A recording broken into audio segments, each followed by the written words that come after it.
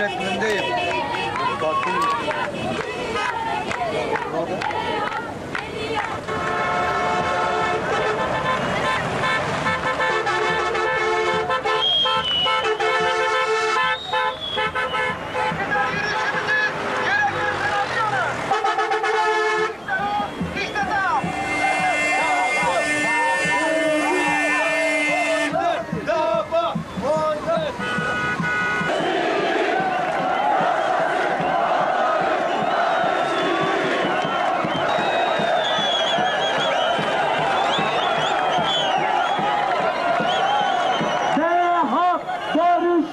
Teminatıdır.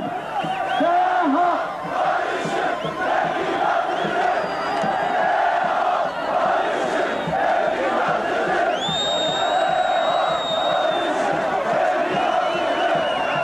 Birinci Seha.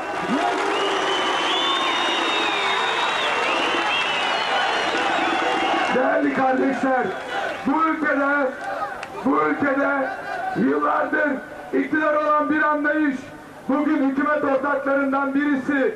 Yalnızın açılışını yapacağız. Bizden bir ricamız var yalnız. Bir ricamız var. Burada olgun bir tavır içerisinde açıklaması yapıyor. Basın mensuplarının ülke burasına girişine almalarını rica ediyoruz.